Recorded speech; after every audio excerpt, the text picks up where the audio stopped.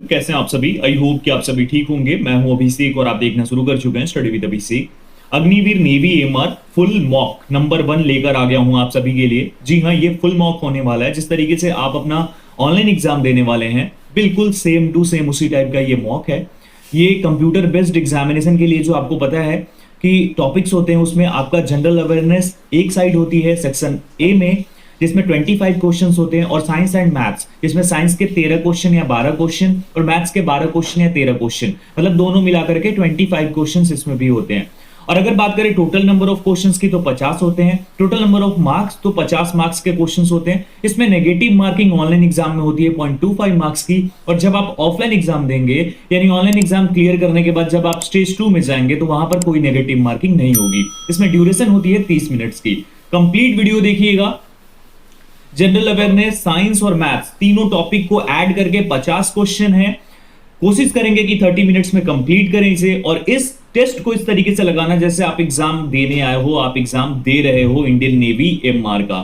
तो स्टार्ट करेंगे, लेकिन उससे पहले आप लोगों को मैं ये बताना चाहता हूं कि आप सभी लोगों के लिए हमारा टेलीग्राम चैनल भी है, जो कि है स्टडी विद अभिषेक। इसका लोगो भी आप देख सकते हैं, डिस्क्रिप्शन में इसकी लिंक मिल जाएगी, आप सर्च करके भी पहुंच सकते हैं। यहाँ आइए, हमें ज्वाइन कीजिए। यहाँ पर काफी अच्छा कंटेंट, सारी अपडेट्स इंडियन नेवी की मिलती रहेगी। साथ ही साथ आपने अगर हमारे यूट्यूब चैनल स्टडी विद अभिषेक को अभी तक सब्सक्राइब नहीं किया है तो इंडियन नेवी की बेस्ट तरीके से प्रिपरेशन के लिए, सारी अपडेट्स के लिए चैनल को सब्सक्राइब कर लो, बेल आइकन प्रेस करके ऑल कर लो। बस इतना करना है और आगे बढ़ते रहना है। इस वीडियो को शेयर करना है और लाइक करना है।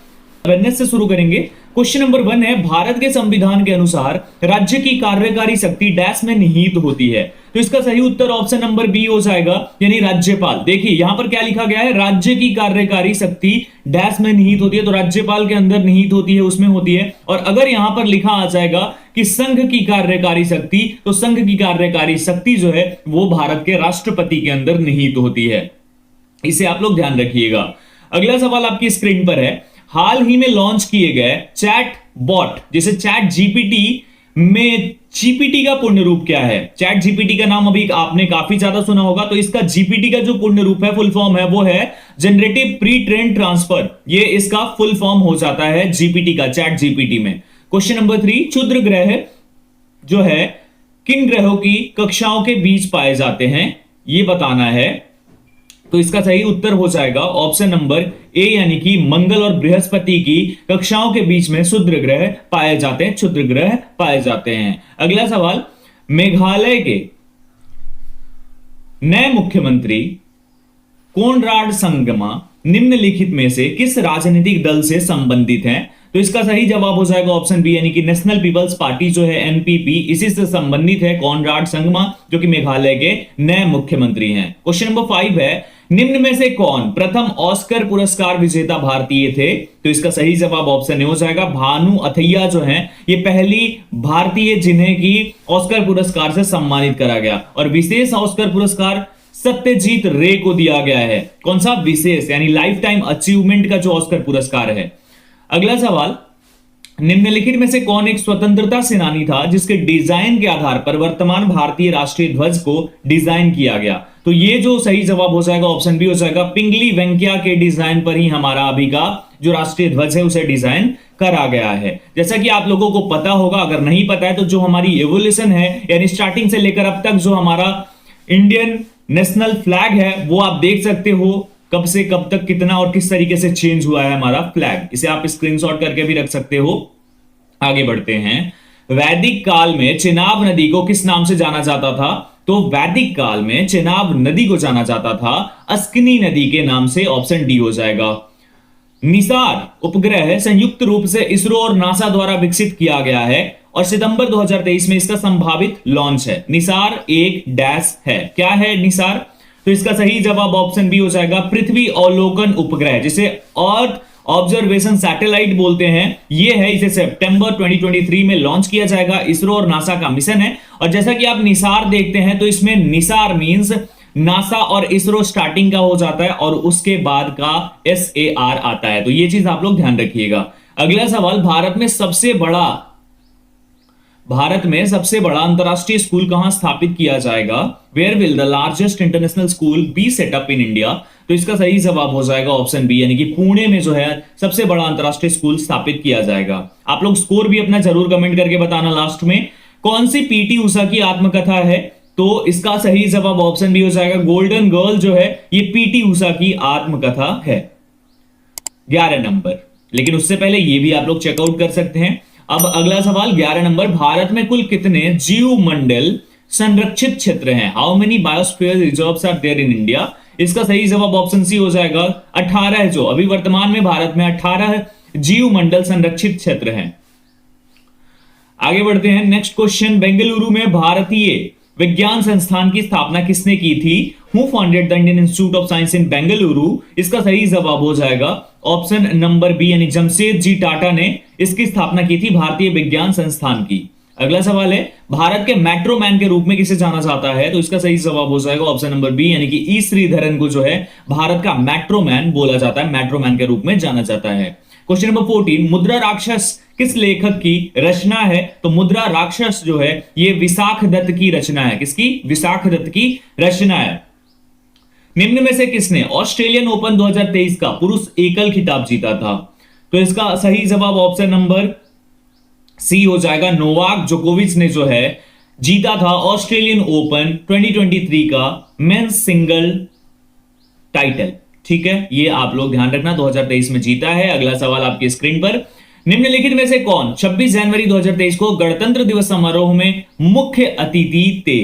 तो इसका सही जवाब हो जाएगा ऑप्शन नंबर ए, यानी अब्दुल फतह अल सिसी। ये जो है ये पहले ये मुख्य अतिथि थे। कब? 26 जनवरी 2023 को गणतंत्र दिवस के समारोह के अंदर।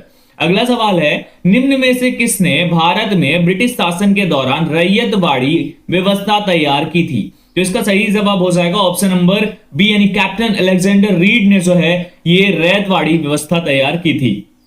अगला सवाल, अरावली पर्वत श्रृंखला की सबसे ऊंची चोटी कौन सी है? तो इसका सही जवाब ऑप्शन नंबर सी हो जाएगा, गुरु शिखर जो है ये अरावली पर्वत श्रृंखला की सबसे ऊंची चोटी है, अरावली माउंटेन रेंज की सबसे हाईएस्ट पीक है।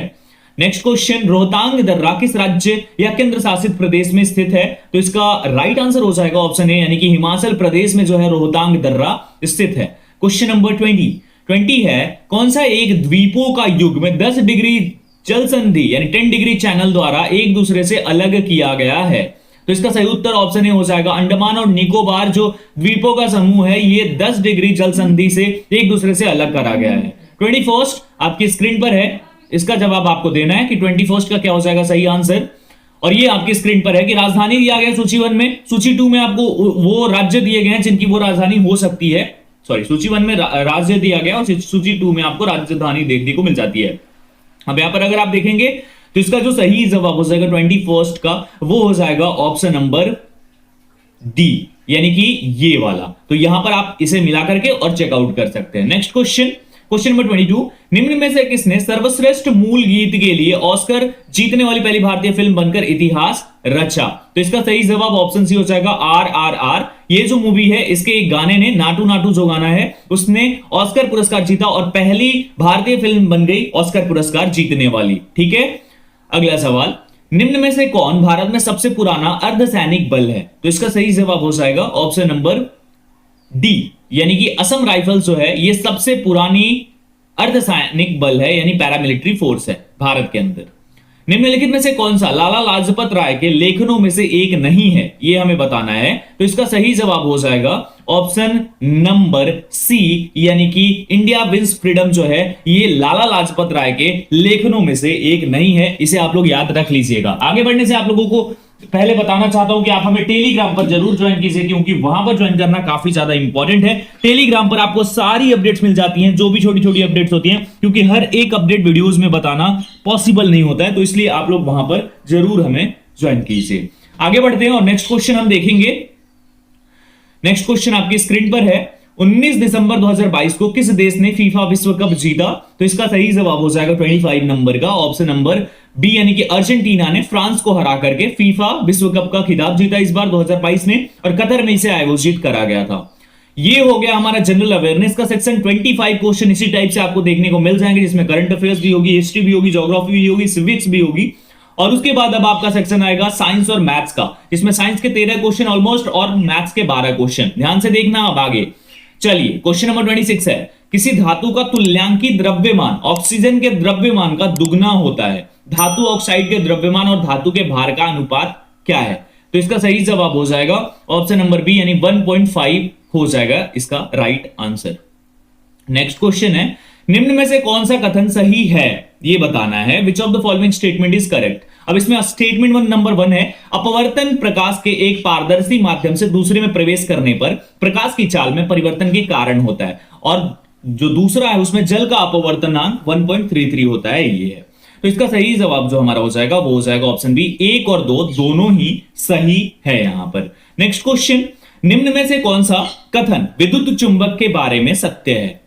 तो इसका सही उत्तर हो जाएगा ऑप्शन नंबर सी, यानी कुंडली में फेरे की संख्या बदलकर विद्युत चुंबक की ताकत को बदला जा सकता है। नेक्स्ट है, दिए गए कथनों में से कौन सा एक संरक्षी बल क्षेत्र के लिए सही है 29 का, और इसका सही उत्तर ऑप्शन नंबर सी हो जाएगा, पी, क्यू और आर। ये तीनों जो स्टेटमेंट्स हैं, ये संरक्षी बल, जिसे हम इस नाम से भी जानते हैं कंजर्वेटिव फोर्स फील्ड, इस नाम से भी जानते हैं, उसके लिए ये बिल्कुल ही सही है। नेक्स्ट, स्टील को जंग प्रतिरोधी बनाने के लिए उसमें कौन सी धातु मिलाई जाती है? तो इसका सही जवाब हो जाएगा ऑप्शन ए, यानी क्रोमियम को मिलाया जाता है। किससे? जंग प्रतिरोधी बनाने के लिए, यानी कोरिजन रेजिस्टेंस बनाने के लिए क्रोमियम को मिक्स करा जाता है स्टील के अंदर। याद रखना आप लोग। आगे बढ़ने से पहले बोलूंगा, अगर आपने यहां तक वीडियो देख ली है, वीडियो को लाइक और शेयर जरूर कर देना। चैनल पर न्यू हो तो सब्सक्राइब भी कर लेना जरूर आप लोग। आगे बढ़ते हैं 31, निम्न में से कौन सा कथन गलत है? गलत कथन बताना है हमें कि कौन सा जो कथन है वो गलत है, और इसका जो सही उत्तर हो जाएगा, सही जवाब हो जाएगा 31 का, वो हो जाएगा ऑप्शन नंबर डी, यानी कि ट्रांसफार्मर में आउटपुट वोल्टता द्वितीयक धारा पर निर्भर करती है। 32, केपलर के पहले नियम को डैश के रूप में जाना जाता है। तो केपलर का जो फर्स्ट नियम है उसे कक्षाओं का नियम बोलते हैं। ऑप्शन ए इसका सही जवाब हो जाएगा। नेक्स्ट क्वेश्चन है, निम्न में से कैसिकत्व से संबंधित न होने वाले कथन को चुनिए। नहीं होता है जो कैसिकत्व से संबंधित, वो हमें बताना है। ठीक है, तो इसका जो सही जवाब, आप लोग देख लेना ऑप्शंस को, क्वेश्चन को अच्छे से पढ़ लेना। मैं अगर ज्यादा टाइम लूंगा, काफी टाइम की वीडियो हो जाएगी, तो यहां पर सीधे आंसर आप लोग जान लो कि ऑप्शन नंबर बी हो जाएगा। केवल तीसरा जो है, यानी छोटे कीड़े पानी की सतह पर चलते हैं, ये कैसिकत्व से संबंधित नहीं होने वाला स्टेटमेंट है। अगला, चमगादड़ अंधेरे में बिना किसी चीज से टकराए उड़ सकते हैं। इसके पीछे का रीजन क्या है? तो इसके पीछे का रीजन ऑप्शन डी हो जाता है, वे प्राध्वनिक तरंगे उत्पन्न करते हैं जो उनको टकराने से बचाती हैं, यानी वो अल्ट्रासोनिक वेव्स जो है प्रोड्यूस करती हैं। कौन? चमगादड़। नेक्स्ट क्वेश्चन आपकी स्क्रीन पर है कि निम्नलिखित में से कौन सा जो है कथन जो है असत्य है, जो कि सही नहीं है, फॉल्स है। तो 35 का सही आंसर ऑप्शन सी हो जाएगा, चालक तार का प्रतिरोध तार के अनुप्रस्थ काट क्षेत्रफल के समानुपाती होता है। नेक्स्ट क्वेश्चन आपकी स्क्रीन पर, जड़त्व के बारे में सही कथन की पहचान कीजिए 36, और इसका सही जवाब हो जाएगा 36 का ऑप्शन ए, यानी कि द्रव्यमान जितना अधिक होगा जड़त्व उतनी ही अधिक होगी। अगला सवाल, मान लीजिए कि दो पिंड आपस में टकराते हैं, उनके बीच संवेग संरक्षित कब होगा? तो उनके बीच जो संवेग है वो संरक्षित इन तीनों परिस्थितियों में हो जाएगा, यानी ऑप्शन डी इसके लिए सही उत्तर हो जाएगा। नेक्स्ट, नीचे दिए गए कथनों को पढ़िए और सही का विकल्प चुनिए। इस टाइप का क्वेश्चन भी आपको देखने को मिल सकता है, क्योंकि नेवी ने थोड़ा आईनेट वाले एग्जाम का लेवल जो है ना इंप्रूव कर दिया, इसलिए मैंने भी थोड़ा इंप्रूव करके इसमें क्वेश्चंस को ऐड करा है। इससे इजी क्वेश्चंस भी आपको देखने को मिल सकते हैं। तो इसका सही जवाब हो जाएगा ऑप्शन नंबर डी। अभिकथन और कारण दोनों ही गलत है। यहां पर रात भर किसी कमरे में रखे जाने पर चालक का ताप कुशालक की तुलना में अधिक होता है, ऐसा कुछ नहीं है। और सेम चीज, same goes to region, that is option D इसका सही जवाब हो जाएगा। ओके, तो ये 25 और 13, ये टोटल 38 क्वेश्चन एमआर के अंदर साइंस और जीके के हो जाते हैं। अब देखो, अगर आपको एग्जाम क्लियर करना है ना, आपकी मैथ्स वीक है, फिर भी आप क्लियर कर सकते हो। 38 में से सपोज करो आप 35 बिल्कुल सही कर लेते हो, तो आप क्या कर रहे हो? आपने एग्जाम क्लियर कर लिया ऑलरेडी बॉस। तो ये चीज ध्यान रखो कि अपने आप को वीक मत समझो कि आपको मैथ्स नहीं आती तो आप एमआर क्लियर नहीं कर सकते हो, आराम से क्लियर कर सकते हो, कोई भी दिक्कत नहीं है। अब यहां से मैथ शुरू होने वाले, सभी क्वेश्चंस को एक्सप्लेन करने की कोशिश करूंगा मैं, ध्यान से देखना आप लोग। आगे बढ़ते हैं। क्वेश्चन नंबर 39 है, 10 सेंटीमीटर त्रिज्या और 21 सेंटीमीटर ऊंचाई वाले शंकु का आयतन क्या है? त्रिज्या कितनी है इसकी 10 सेंटीमीटर, ऊंचाई कितनी है 21 सेंटीमीटर। हमें क्या निकालना है, शंकु का वॉल्यूम निकालना है। तो हमारे सामने आर दे दिया गया है, आर कितना 10 सेंटीमीटर, और यहां पर एच कितना दिया गया है 21 सेंटीमीटर दिया गया है। अब हम जब वॉल्यूम ऑफ कोन निकालते हैं यानी शंकु का आयतन निकालते हैं तो उसके लिए क्या फॉर्मूला यूज करते हैं, बस वही फॉर्मूला यूज करके और निकाल लेना है। तो इसके लिए फॉर्मूला होता है 1/3 into pi r square h, ये फॉर्मूला यूज करना होता है। अब यहां से अगर आप देखेंगे तो 1/3 तो है, पाई का मान 22/7, उसके बाद आर स्क्वायर है, आर कितना दिया गया 10 गुणे 10 यहां कर देंगे, इनटू एच का मान कितना है 21। अब यहां से अगर कट करना चाहें हम तो यहां से देखिए 3 टाइम्स में चला जाएगा और फिर 3 यहां से कट जाएंगे। अब यहां से 22 है और 2 जीरो और बढ़ा देते हैं हम तो 2200 सेंटीमीटर क्यूब, क्योंकि वॉल्यूम पूछा गया तो क्यूब आ जाएगा। यहीं पर क्षेत्रफल होता तो स्क्वायर आ जाता। तो इसका सही जवाब क्या हो जाएगा, ऑप्शन ए हो जाएगा 2200 सेंटीमीटर क्यूब। नेक्स्ट क्वेश्चन, एक दुकानदार 9 वस्तुएं बेचकर एक वस्तु के विक्रय मूल्य के बराबर लाभ कमाता है, उसका लाभ प्रतिशत कितना है ये हमें बताना है। तो आप लोगों को ये पता होगी बात, पहले ये वाला फॉर्मूला आप लोगों को जरूर पता होगा, ये बता देता हूं। यहां पर क्या है कि P जो P परसेंट होता है, ठीक है, जैसे यहां पर देखेंगे अगर आप तो P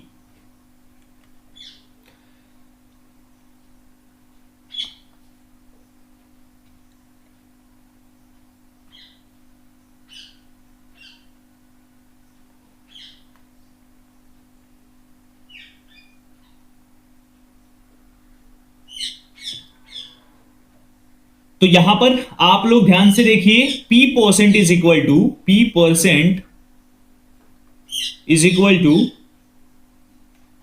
P upon CP into 100, ठीक है, ये हो जाता है। अब हमें क्या निकालना है, सबसे पहले कॉस्ट प्राइस निकालना है। 9 वस्तुएं बेचता है, एक वस्तु के विक्रय मूल्य के बराबर लाभ कमाता है, तो एक वस्तु के बराबर यानी कि हमें अगर CP निकालना है तो टोटल बेच कितना रहा है 9 और लाभ कितना कमा रहा है 1, तो बचा कितना हमारा 8, यानी ये 8 वस्तुएं जो है CP इसकी हो गई 8, और वो बेच कितना रहा है 1, तो बेच रहा है कितने, मान लो एक चीज जो है 1 रुपए का बेच रहा है तो 9 रुपए का बेच रहा है, 1 रुपया लाभ कमा रहा है, 8 रुपए का खरीद रहा है। तो यहां से सिंपल तरीके से आप यहां से क्या निकालोगे, देखो अब ध्यान से समझना, P कितना है 1, फायदा 1 हो रहा है, CP कितनी है, कॉस्ट प्राइस कितनी है 8 इंटू 100।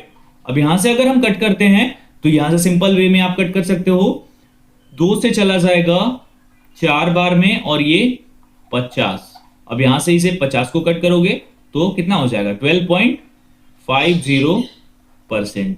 ये आपका आंसर हो जाएगा, ऑप्शन बी इसका सही जवाब हो जाएगा। नेक्स्ट क्वेश्चन आपकी स्क्रीन पर, एक व्यक्ति को 15 घंटे में 150 किलोमीटर की दूरी तय करनी है, ठीक है, कितनी दूरी तय करनी है 150 किलोमीटर की दूरी तय करनी है। वह 10 घंटे के लिए 11.8 किलोमीटर घंटे की गति से यात्रा करता है, शेष समय में शेष दूरी को तय करने के लिए उसे किस गति से यात्रा करनी होगी। तो 15 घंटे में 150 किलोमीटर तय करना है, 10 घंटे 11.8 किलोमीटर की गति से यात्रा करता है, तो 11.8 into 10 is equal to 118 kilometre. ये यात्रा ये कर चुका है 10 घंटे के अंदर, ठीक है। अब उसके बाद जो बाकी बचा हुआ डिस्टेंस है उसे कवर करने के लिए उसके पास कितना टाइम है, तो 10 घंटे तो उसने निकाल दिए 15 में से, तो 15 माइनस 10 इज इक्वल टू 5 घंटे, 5 आवर है। और इसके पास अब डिस्टेंस कितनी है, तो पहले 150 किलोमीटर था जिसमें से 118 किलोमीटर इसने कवर कर लिया, तो अब इसके पास बचा कितना 32 किलोमीटर, तो 32 अपॉन 5 यहां से हम करेंगे कट हो जाएगा 6.4 किलोमीटर हो जाएगा। यही डिस्टेंस इसे कवर करनी है, अब इसी स्पीड से इसे चलना होगा 6.4 किलोमीटर आवर की स्पीड से। n इज इक्वल टू 2 का पावर 4 इंटू 3 का स्क्वायर इंटू 11 इंटू 13 का पावर 5 एंड 5 का पावर 3। अब यहां पर क्या है, n में शून्यों की संख्या क्या है, जहां n एक प्राकृतिक संख्या है, तो हम सबसे सिंपल वे में सबसे पहले हम क्या करने वाले हैं, यहां पर नंबर ऑफ जीरोस कितनी है हमारी, जीरो कितने हैं, तो यहां पर उसके लिए क्या करना होगा, ये वाला यूज करना होगा 2n इंटू 5 का पावर n। अब यहां से अगर आप देखते हो तो 2 का पावर 4 है into n is equal to कितना है 2 का पावर 4, उसके बाद है हमारा 3 का स्क्वायर, उसके बाद क्या है हमारे सामने 11 है इंटू 13 का पावर 5 है इनटू हमारे सामने देखने को मिल जाता है 5 का पावर 3। अब यहां से हम क्या करेंगे, n is equal to 2 into 3 का स्क्वायर इंटू 11 इंटू 13 का पावर 5 और उसके बाद इंटू यहां पर हम ऐड कर लेंगे, साथ में ले लेंगे 5 का क्यूब इंटू 2 का क्यूब। यहां से आ गया 2, सिर्फ सिंपल बच गया। अब यहां अगर नीचे आते हैं हम तो देखिए n is equal to 2 into 3 का स्क्वायर इंटू 11 इंटू 13 का पावर 5। ठीक है, अब यहां से हम क्या कर लेंगे, इंटू ये दोनों को मल्टीप्लाई कर दिया, 10 का पावर 3 ही रहेगा, क्योंकि ये कुछ नहीं होता है इसके अंदर, ये 3 है तो 3 ही रहेगा, तो 10 का क्यूब हो गया। अब यहां से हमारा क्या निकालना था, जीरो, नंबर ऑफ जीरोस, तो वो कितनी हो जाएंगी, नंबर ऑफ जीरो हो जाएंगी इज इक्वल टू जीरोस की संख्या हमारी हो जाएगी 3। दैट्स इट, हो गया। नेक्स्ट क्वेश्चन आपकी स्क्रीन पर, 20 महिलाएं एक दीवार को 10 दिनों में बना सकती हैं। समान कार्य को 2 दिनों में पूर्ण करने के लिए कितनी महिलाओं की आवश्यकता होगी। कितनी महिलाएं हैं, 20। दीवार कितने दिनों में बन रही है, 10 दिनों में। सामान्य कार्य को करना है 2 दिनों में, तो कितनी महिलाएं चाहिए। तो सबसे पहले तो यहां पर फीमेल्स, नंबर ऑफ फीमेल्स कितनी है, 20 है। कितने दिनों में बना रही हैं, काम कितने दिनों में कर रही हैं, डेज कितना ले रही हैं, तो 10 दिन ले रही हैं। दूसरे सिनेरियो में दिन कितना दिया जा रहा है हमारे सामने, ये D1 हो गया, ये F1 हो गया, ये D2 हो गया हमारे सामने। D2 कितना है, 2 है। अब यहां से अगर हम निकालना चाहेंगे तो आपको एक फॉर्मूला याद होगा, M1 इंटू D1 वाला, तो वही यहां पर यूज करेंगे। F1 into D1 is equal to F2 into D2।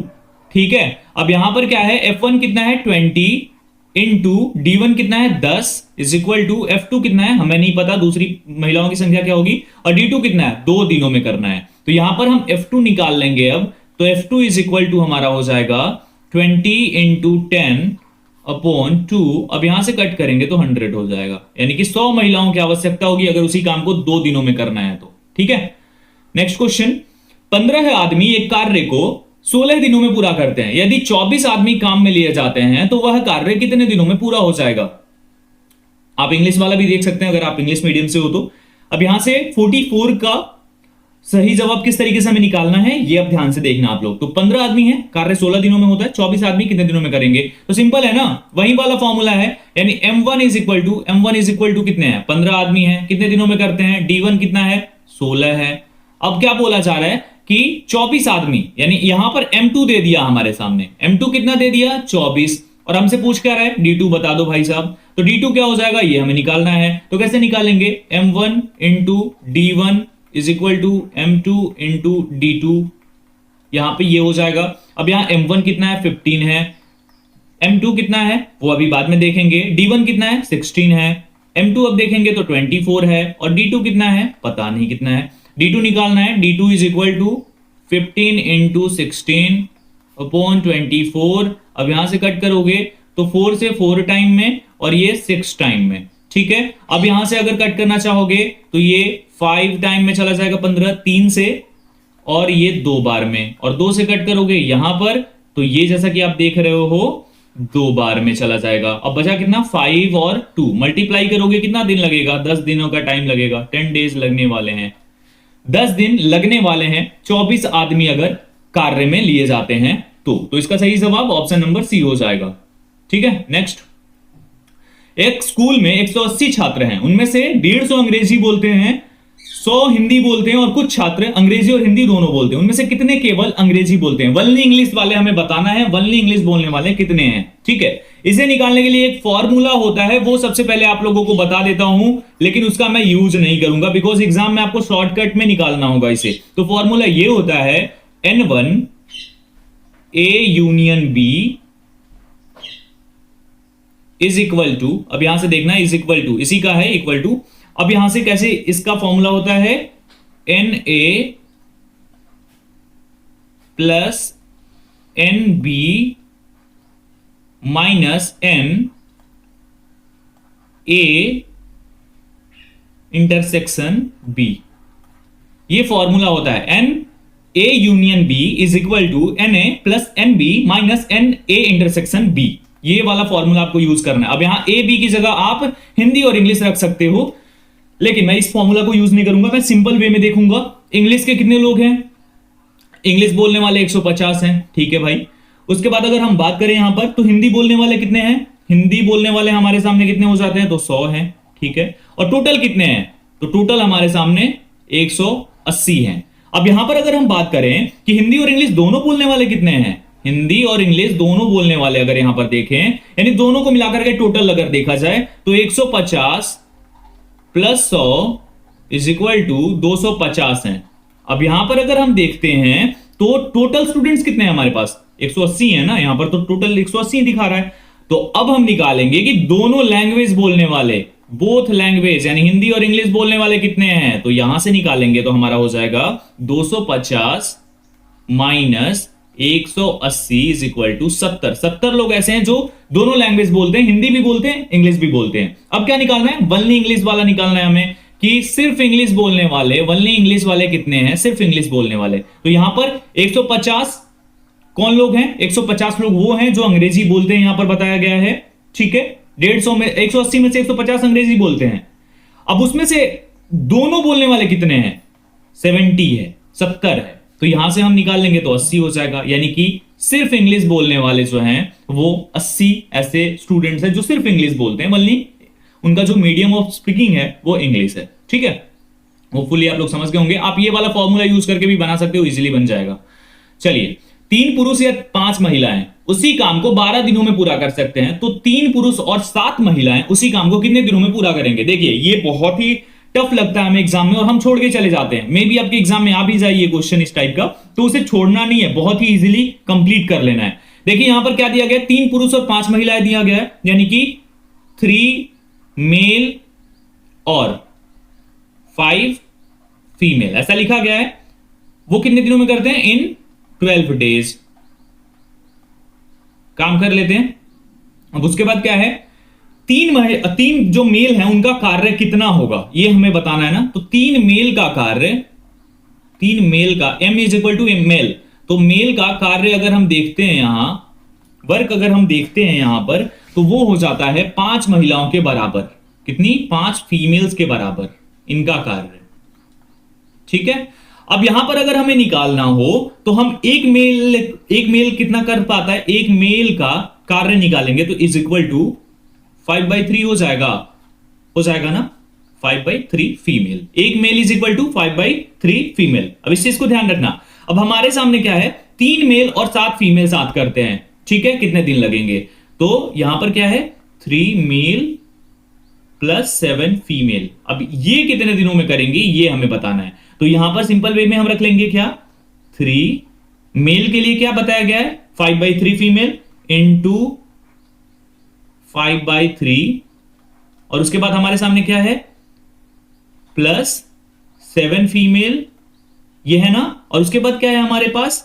और हमारे पास क्या है वो निकालने के लिए यहां पर इज इक्वल टू 3 और 3 चला जाएगा, बचा कितना? 5 और 7 12 फीमेल, 12 फीमेल यहां पर बच गया। यानी कि टोटल जो है 3 मेल और 7 फीमेल को अगर मिलाते हैं तो काम कितना होगा? 12 फीमेल के बराबर होगा। ये हमें सिंपल निकालना था। अब यहां से हमारे पास एक आंकड़ा आ गया कि इतनी महिलाएं हैं, तो सिंपल वे में आपको याद होगा ना वो F1 D1 या विमेन 1 D1 जो भी, तो F1 D1 F2 D2, तो F1 into D1 is equal to F2 into D2। अब यहां ध्यान से समझना कि जो यहां पर स्टार्टिंग में था, स्टार्टिंग में कितना था? 5 फीमेल थी, और D1 कितना था? डेज कितने लग रहे थे हमारे सामने? डेज कितने लग रहे थे? डेज हमारे सामने लग रहे थे 12 है, ठीक है। अब दूसरे सिनेरियो में कितनी महिलाएं हैं? 12 महिलाएं आ गई हैं, और हमारे सामने डेज कितना लग रहा है वही तो हमें निकालना है। तो D2 हम निकालेंगे कैसे? D2 इज इक्वल टू, यहां से हम कर लेंगे 5 इंटू 12 अपॉन 12, कट करेंगे तो 12 कट जाएगा और 5 बचेगा, यानी कि 5 दिनों का टाइम लगेगा। होपफुली आप लोग समझ गए होंगे। नहीं समझ में आया एक बार पीछे जाओ और देखोगे, समझ जाओगे। पूरा अच्छे से एक्सप्लेन कर दिया है मैंने, और इस टाइप का एक क्वेश्चन आपको दिखेगा एग्जाम के अंदर। नेक्स्ट 47, पिंकी और अदिति की उम्र क्रमशः 35 और 25 है। तो कितने वर्षों बाद इनकी उम्रों का अनुपात 4:3 हो जाएगा। ठीक है, यह निकालना है हमें, बहुत सिंपल है। क्या करना होगा, इनका एज मान लेते हैं टी वर्षों के बाद, यानी टाइम जो है ना, जितने वर्षों के बाद इनका होगा वो टी मान लेते हैं। इतने वर्षों बाद जो है इनका रेशियो जो होगा 4:3 हो जाएगा। टी वर्षों के बाद 4:3 हो जाएगा। अब क्वेश्चन के अकॉर्डिंग अगर हम बात करें तो पिंकी की एज, यानी पिंकी की एज प्लस टी और डिवाइडेड बाई अदिति सेज और अपॉन अदिति की एज, ठीक है, प्लस टी। अब यहां पर इन दोनों का रेशियो इतने टाइम बाद क्या हो रहा है, टी दोनों में ऐड कर दिया तो 4:3 हो रहा है। अब क्या करना है हमें, अब कुछ नहीं करना है, बस सिंपल तरीके से पिंकी की एज अभी वर्तमान में कितनी है, 35 है, और उसमें क्या ऐड करेंगे, टी को ऐड करेंगे, टी कॉमन फैक्टर होगा, और अदिति की कितनी है, 25 है, प्लस टी कर देंगे इज इक्वल टू 4/3।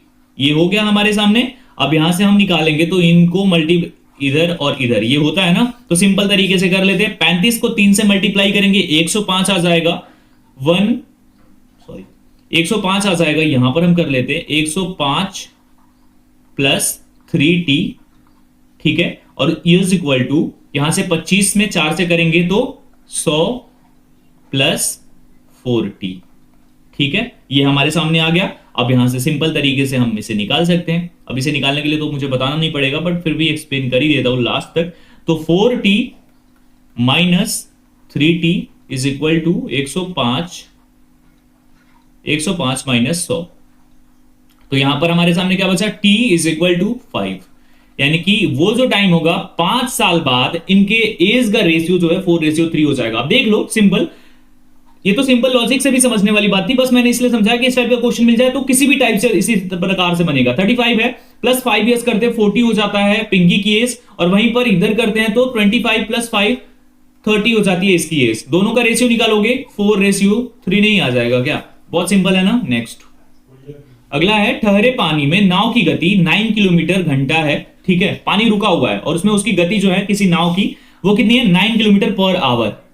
अब हमें यह निकालना है कि राम 6 घंटों में धारा के विरुद्ध, यानी कि जो स्ट्रीम है उसके विरुद्ध जाता है, उल्टी साइड जाते हुए 42 किलोमीटर की दूरी तय करता है। प्रवाह की गति किलोमीटर घंटा में क्या है, यानी स्ट्रीम की जो गति है, स्पीड है, वो कितनी है, ये हमें बताना है। तो बहुत सिंपल है, यहां पर कैसे निकालेंगे हम, सबसे पहले तो यहां पर हम देखेंगे कि स्ट्रीम की स्पीड कितनी है, स्ट्रीम की स्पीड कितनी है, ये हम यहां पर देखेंगे। तो स्ट्रीम की स्पीड जो हम मान लेते हैं x किलोमीटर घंटे है, x किलोमीटर आवर है। और यहां पर अब दूसरा जो हमारे सामने है, नाव की स्पीड कितनी है, नाव की स्पीड कितनी है भाई, नाव की स्पीड तो जानना इंपॉर्टेंट है ना अगर निकालना है तो। ये है हमारे सामने 9 किलोमीटर पर आवर, ठीक है। अब उसके बाद जो हमारे सामने आ जाता है नेक्स्ट जो, वो ये है कि अपोजिशन, यानी अपोजिट करते टाइम, अपोज करते टाइम स्ट्रीम क्या है, उसकी स्पीड क्या है, अपोज करते टाइम जो है वो स्ट्रीम की स्पीड क्या है, ये हमें अगर देखना है तो वो हो जाएगा 9 माइनस x किलोमीटर आवर, यानी कि 9 की स्पीड से तो जा रही है, अब वो अपोज जब कर रही है नाव तो वो उसमें से माइनस होगा ना, स्ट्रीम की स्पीड जो होगी एक तरफ से धकेल रही होगी जो। तो यहां पर अगर हम करना चाहेंगे तो देखिए यहां कैसे होगा, 6, यानी कि 6 किलोमीटर की स्पीड से वो चल रहा है यहां पर, और यहां पर जो है वो उसे, अब यहां पर जो अपोजिशन ऑफ स्ट्रीम जो है वो कितनी है, 9 माइनस x किलोमीटर, ठीक है, और इज इक्वल टू 42। ये करते हुए यहां से 6 घंटे टाइमिंग उसके पास है, 6 घंटे, और यहां पर जो उसकी स्पीड है वो ये वाली स्पीड है, और इतनी देर में ये डिस्टेंस कवर कर रहा है वो। तो अब तो यहां सिंपल सा है, दिख रहा है हमें आंसर, फिर भी पूरा ही निकाल लेते हैं। अब यहां पर देखोगे अगर आप तो यहां से कट हो जाएगा, ये किस तरीके से यहां से कट हो जाएगा, तो ये हो जाएगा 7, और यहां पर 9 minus x is equal to 7। अब x निकालेंगे तो x is equal to 9 minus 7 is equal to 2, यानी कि 2 किलोमीटर पर आवर की स्पीड है किसकी, प्रवाह की गति, यानी स्ट्रीम की स्पीड जो है, ठीक है। चलिए नेक्स्ट 49, तीन नल ए, बी और सी एक टंकी को क्रमशः 180, 20 और 90 मिनट में भर सकते हैं। यदि सभी नल एक साथ खोले जाते हैं तो टंकी कितने मिनट में भर जाएगी? तो तीन नल है ए, बी, सी, वो इतने टाइम में भर देते हैं, टाइमिंग भी हमें पता है, तो हमें निकालना है कि एक साथ खोल देते हैं तो कितने मिनट में भर जाएगी वो टंकी, यही निकालना है, सिंपल है। तो ए जो है वो 180 मिनट का टाइम लेता है, बी जो है 20 मिनट में भर देता है और सी जो है वो 90 मिनट में भर देता है। तो एक चीज होती है, इसका तीनों का जो एलसीएम है वो निकाल लेंगे तो क्या हो जाएगा, 180 होगा तीनों का एलसीएम। अब यहां से देखो ए का पर मिनट में कितने यूनिट कार्य करता है, ए पर मिनट में 1 मिनट में 1 यूनिट कार्य करता है। ये टोटल यूनिट हुआ, टोटल यूनिट ये वाला हुआ, 180 यूनिट कार्य है। अब जो 20 मिनट में ये करता है तो 20 को डिवाइड करेंगे, ये 180 को डिवाइड करा 180 से तो एक यूनिट 1 मिनट में। अब 20 को करेंगे तो ये 9 यूनिट करता है, बहुत तेज है ए की अपेक्षा बी। और सी जो है ये 90 मिनट में करता है तो इसको डिवाइड करेंगे तो 2 आ जाएगा, तो 2, यानी कि ये 2 यूनिट कार्य करता है 1 मिनट में। तो अगर तीनों को ऐड करेंगे हम तो तीनों 1 मिनट में कितना कार्य करते हैं, यानी ए प्लस बी प्लस सी का 1 मिनट का कार्य, 1 मिनट का कार्य इज इक्वल टू 9, 10, 12 यूनिट, यानी कि 12 यूनिट कार्य ये 1 मिनट में तीनों एक साथ करते हैं। टोटल कार्य कितना है, 180 यूनिट। तो टोटल निकालने के लिए क्या करेंगे, 180 को डिवाइड कर देंगे 12 से और यहां पर हमारा क्या बच जाएगा, यहां पर हमारे सामने बच जाएगा 15, यानी कि 15। इसका सही जवाब क्या हो जाएगा, ऑप्शन नंबर ए, यानी 15 मिनट्स लगेंगे उसे कंप्लीट करने में, इस टंकी को भरने में। ये इसका सही जवाब हो जाएगा। ठीक है, चलिए नेक्स्ट क्वेश्चन की ओर बढ़ते हैं, जो कि लास्ट क्वेश्चन है इस प्रैक्टिस सेट का। ए किसी काम को 12 दिनों में पूरा कर सकता है, बी ए की तुलना में 60% अधिक दक्ष है, मतलब 60% ज्यादा स्ट्रांग है, ज्यादा स्ट्रांगली काम कर सकता है, तो बी उस काम को कितने दिनों में पूरा करेगा, ये हमें बताना है। बहुत सिंपल क्वेश्चन है, बहुत आराम से इसे देखना है। ए किसी काम को 12 दिनों में करता है, ए और बी दोनों का टाइम सबसे पहले अगर निकालते हैं हम, तो ए और बी के बीच का जो टाइम है ना, ए टू बी, टाइम कितना लग रहा है, रेशियो इसका क्या है दोनों के बीच का, 160 रेशियो 100, यानी कि अगर ए 100% दक्ष है तो वो 160% दक्ष है। ठीक है, अब यहां से अगर देखते हैं तो 12 दिनों में किसी काम को करता है, upon B is equal to 160 upon 100। अब यहां से अगर हम निकालना चाहेंगे तो b इज इक्वल टू ये वाला यहीं से कट कर देते हैं, छोटा कर लेते हैं, तो 20 से 8 बार में चला जाएगा और ये 5 बार में चला जाएगा। अब b is equal to 12 multiply हो गया 5 से डिवाइडेड बाई 8। अब यहां से अगर करोगे तो ये 4 से 3 बार में और ये 2 बार में, फिर अब यहां से 15 हो जाएगा, कट नहीं होगा, यहां पर 2 हो जाएगा।